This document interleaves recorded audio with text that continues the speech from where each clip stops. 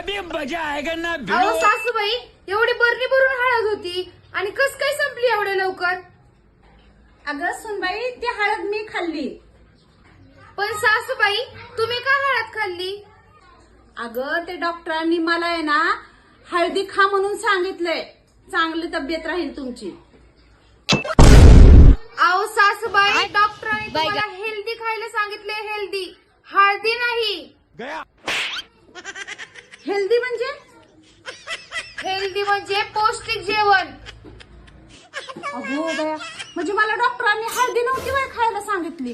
उठाले रे देवा, उठाले रे बाबा. काही बाई अडाणी सासू.